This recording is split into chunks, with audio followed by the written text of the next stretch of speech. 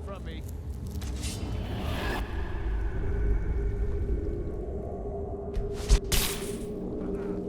Love a challenge.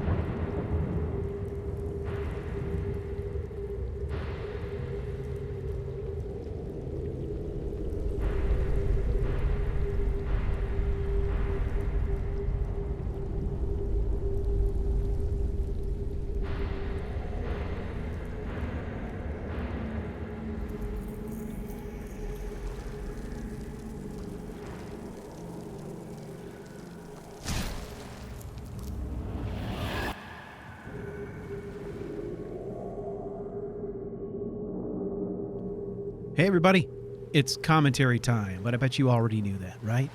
Hey, this is a fun one. I would like to thank SylentEulogy from the Discord channel for suggesting this contract. The stipulations on this one were really pretty simple. I had to kill Captain Hargar first, and then from there I was free to deal with everyone else in whatever way that I saw fit. So this one is great for a couple of different reasons. One is the location. Broken Ore Grotto is one of the more amazing locations for an assassin to launch an attack in this game. And I like it because there's a lot of enemies. There's a lot of variety in the way that the enemies are placed. Sometimes you get that kind of one-on-one type of experience, and then there's also large mobs that you have to deal with. Plus, the environment is really unique. There's a lot of high spots, a few low spots, places where you can hide, a lot of opportunities for sneaking, and I had a lot of fun in this environment with the SHADEling. Now, it's not the first time that I've done Broken Ore Grotto with the SHADEling. I do have a previous video out there. It was kind of an Ashes preview I did that featured the SHADEling at Broken Ore Grotto. I was just kind of giving a demo at the time, but having gone through Broken Ore Grotto with the SHADEling and remembering back to previous playthroughs where I've done this with assassins of other types, archers primarily, it's hard to imagine that I ever did this with an archer. Not that it's difficult or anything, but that it's just not nearly as interesting as the time that I had in here with the SHADEling. So let's talk about what's going on here.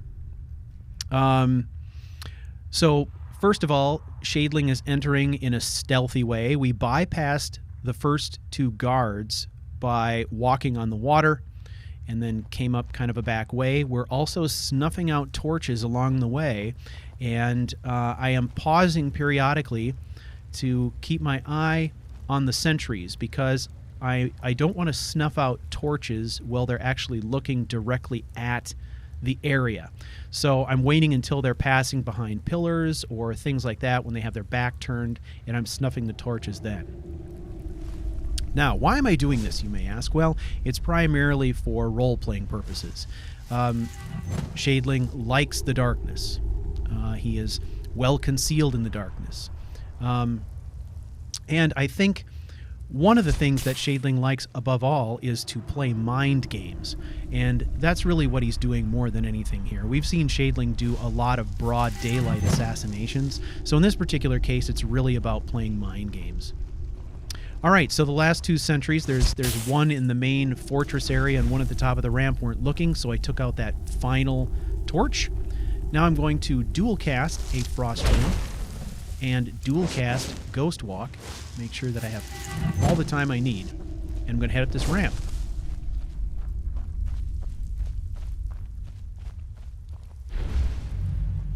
Okay, at the top here, I've got a guard, but I can't do anything with him. I've got to leave him alone because my goal is to get the captain first. So I've got to isolate the captain. Now I'm going to isolate the captain using a summon rune from the conjuration tree.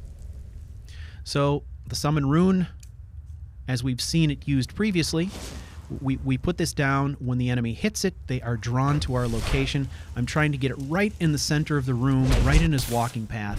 Now I go back to stealth, back to invisibility, and just sit and wait.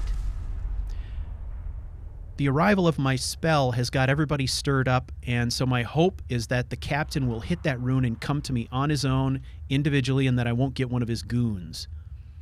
And as we can see, that is what happened. We got Captain Hargar right away. So, again, we've isolated the target, eliminated the target. Now, my next objective is that I've got all these other goons to deal with. I've got 2 right here, so I'm going to make this room into a killing room.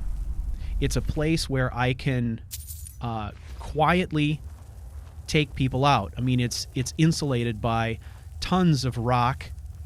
There's a couple of passages leading out, but there's lots of curves in the passages, things that will block sound. So I'm going to set this up to be a killing room, and I'm going to try and take out some enemies in here where my activities will be concealed from everyone else. So I place 2 runes first. The final 3rd rune is the rune that attracts their attention and brings them in. Now, that rune, I placed it a little bit too high, so they aren't hitting the first rune they encounter there in the passage, but the second one takes out the first one, and then the 3rd one takes out the last guy there. Now, I've eliminated those 2, and I've got 1 rune left in the wall. I don't really want to let it go to waste, so I chose to use it at this point. I'm going to ditch these torches I've been collecting. So if we go and take a look at that, you can see it's dual cast, so it's extremely powerful. It seemed like a shame to let it go to waste. So what I decided to do is, given the fact that it's up too high, probably the best thing that I can do is use an acceleration rune to bring my next target to the rune itself. So you can see it's kind of too high up on the wall there. I'm going to put these lights out as well. Loot this chest.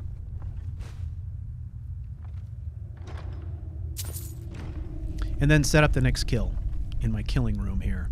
So far we've got 3 bodies in this killing room. We're going to add a 4th. So what I'm going to do here is place an acceleration rune, and I'm trying to place it very carefully. I don't want to place it on the incline of the stairs. I want it to be flush with the ground. I was worried about projecting my victim down the hallway rather than straight up. I think some of this is going to have to do with the way that I actually address or face the rune when it's triggered as well. So again, I'm dual casting Ghost Walk, giving myself plenty of time, and we are going to use this last rune to take care of this guard up here on the ramp. So I'm going to wait until he's at the far end of his patrol. When he's on the other side of that pillar, we are going to put down our summon rune, and he's in perfect position right now, so down it goes. Now the summon rune is going to stir him up. It's going to get his attention. So I need to make sure that I am perfectly placed here.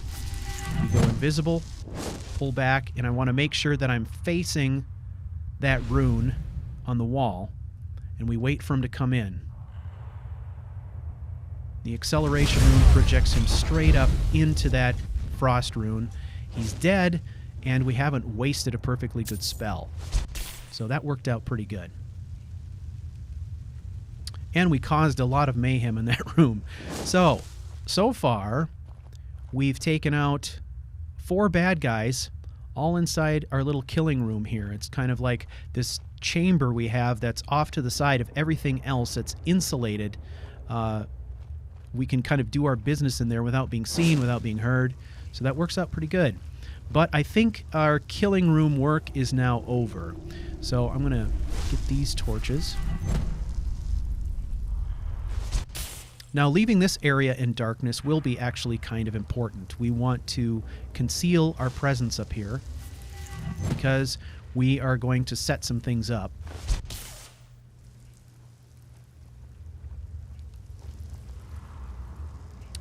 So I'm going to try to get a good look at what's going on down here. We got quite a few guys. At least 5, I think. Maybe more. 5 or 6. And at this point, I'm kind of mulling things over. I'm thinking, okay, do I go in? Do I go into the heart of their fort and deal with them in there, or do I draw them to me? And in the end, what I decided to do was draw them to me and start trying out some new spells that we haven't played with before.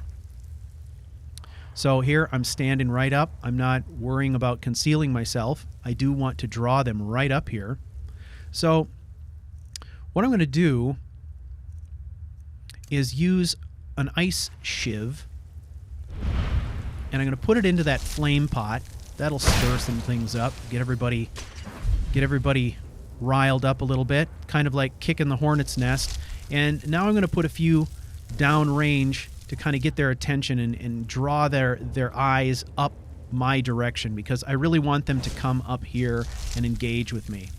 But at the same time, I'm being very conservative about how many I'm using. I don't want to use too many, because remember, I'm using innate magic here from Ordinator, so I've got 4 spells, and I got 4 spell slots, and it's going to take 10 seconds to recharge each one.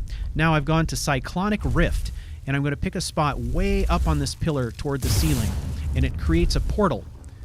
Now, as I'm drawing them forward, I put another portal on the ground, and you can see they get sucked into the portal on the ground, and it pitches them out the one on the ceiling, and it's dropping them down below on the deck of the ship. And I caught up at least 4, maybe 5 in that trap. So they're dropping from the ceiling of this cavern down onto the deck of the ship, and it's killing them instantly. So that ship deck down there is littered with bodies now. They're just piled up. Now I've got a couple more to deal with. So this one I'm going to shadow bond with, and then I'm going to drop him straight below onto the deck of another ship. I want to make sure I drop him on a hard surface and not into the water. So I'm going to drop him onto this dock down here. That ought to do it. And then that puts me in a good position right in the interior of their hideout. Now, there's one more in here to deal with. We can hear him messing around. So we're going to locate him. At this point, I have Frost Nova prepped. And I've dual cast Ghost Walk, so that puts me in a good position. I've got a lot of invisibility. So I see him coming now. This is our last guy, and I'm setting up an ambush for him. So I'm just sitting quietly without my spells drawn. He walks really close to me. And now, when his back is turned, I'm going to detonate Frost Nova. And that's all she wrote. So, that takes care of Captain Hargar. That takes care of all the goons that were in his main hideout. So, now we just have to deal with, I think, 4 guards that were kind of around the entryway and some of those areas in between here in the entrance. They're kind of spread out all over the place. So I don't have any specific plan at this point how I'm going to deal with them. I'm just going to go and see what's happening with them and then kind of make some decisions on the fly. So here I actually tried to use Drop Zone, but with the spell engaged, I could not get over the rail of the ship. So I just finally said, screw it, and I jumped down. I didn't take any damage. This is an interesting thing. Even with water walking, when you hit the water, you don't take damage. It's as if you've dove into the water. So that's something new I learned. I didn't know that.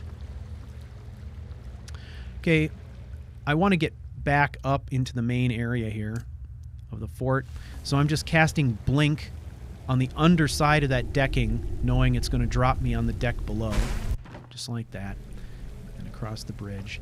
Now there's a lot of loot that I'm bypassing here. All of those bodies piled up on the deck down there. There's 4 or 5 enemies that were killed all at once by Cyclonic Rift as I dumped them out that portal.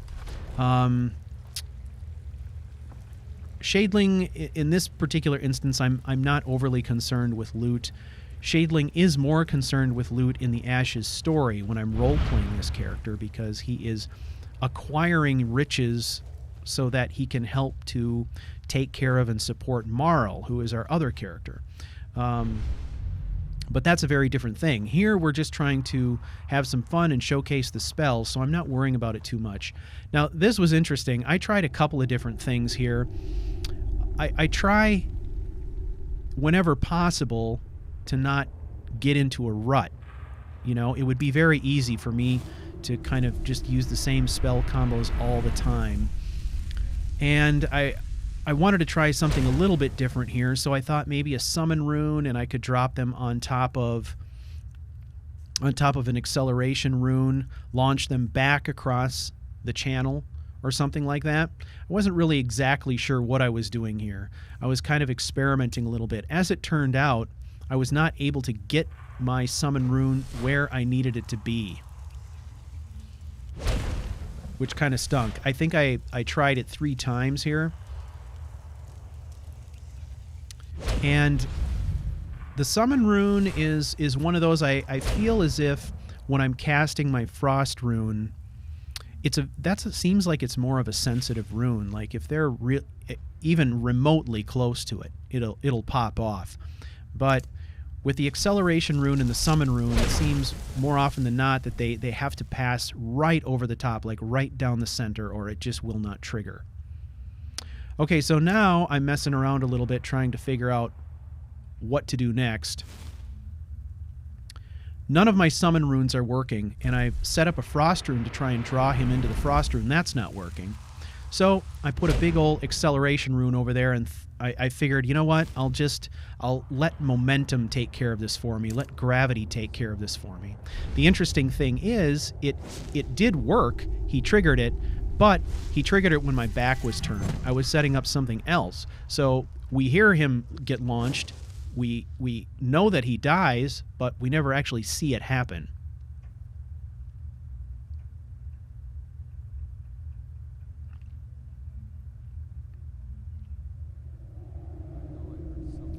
So, yeah, there's a lot of different spells that I would like to try here. And I used a lot of new ones in this episode. But in this particular case, I didn't want to be, like, going through the menus and wasting a bunch of time picking stuff when we just really needed to pick this guy off and move on. Okay, so at this point, I'm setting something up, and we can hear it triggered. I turned around, there he goes, into the water. We saw him kind of bounce off the ceiling there and then fall into the water. I watched for a little bit, and he doesn't appear to be swimming around or anything like that, so I think he's dead. I don't know. Okay, so at this point, what I decided to do is we've got a guard from the upper level who's come down. He heard the sound of the acceleration rune going off. So he's come down, and I'm going to use Cyclonic Rift here. So the range is limited on this. I tried the first time and I was out of range, but here we've got one cyclone going. Now I triggered the second one on the ceiling directly above my rune. And it's kind of humorous because he did go through it. It did not trigger the rune, but the electricity in the portal itself was enough to kill him. So I've got this whole scattering of runes all over this area, and none of them have been triggered. They're just kind of laying around, doing nothing. Okay, and then we got this guy. Now, he's one of the guards from down the way who was drawn by the sound. Okay, I tried to go unarmed and was not able to successfully do it, so rather than take a bunch of damage, I got out of the way and kind of regrouped a little bit. At this point, I know he's down at the end of this corridor, so I went weaponless and then just charged him. And it was great. Bam. Sent him flying. That guy got crushed. SHADEling crushed that guy. Okay. That's 3 down. Now, we have 1 left.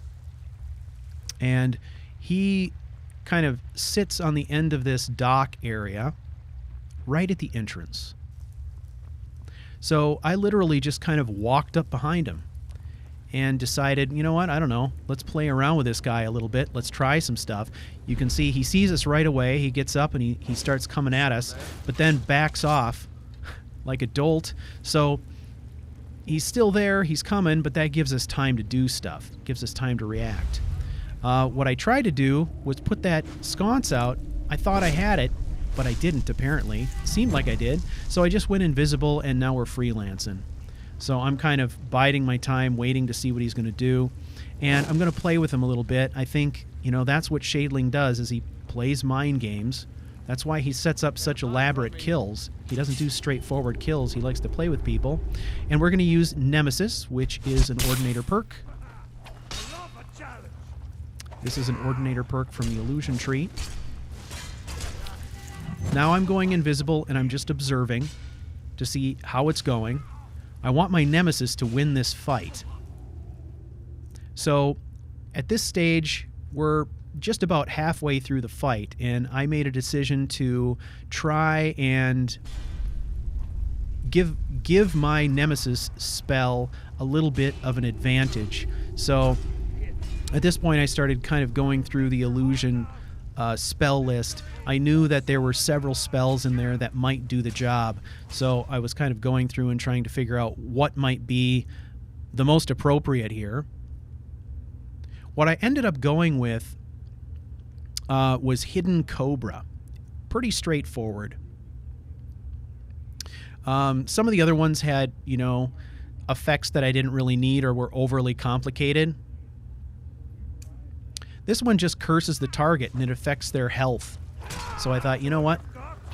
That ought to give my Nemesis the advantage he needs. So I cast that, and as soon as I did, the battle was over very quickly. His health took a significant hit, and then my spell goes away then as soon as the fight is over. And that's a wrap, ladies and gentlemen. Again, thank you to SylentEulogy for this suggestion. It was a ton of fun. We got to try some new spells out and all that. I'd also like to personally thank Anai Sion, who's been paying attention to these videos and giving me a little bit of advice and some great feedback. I really do appreciate that. So you can look forward to more of these on the way. I've got 6 more contracts that have popped up in SHADEling's inbox, and I'll be working on those. If you're interested in submitting a contract of your own, you can do that by becoming a Patreon subscriber. All it takes is $1 or more. You can go to patreon.charactercrusade.com. Once you are a Patreon subscriber, you will be given automatic access to our Discord server at the Patreon level, and you will have access to our SHADEling inbox to submit your contract. Thank you, everyone, and I will see you next time.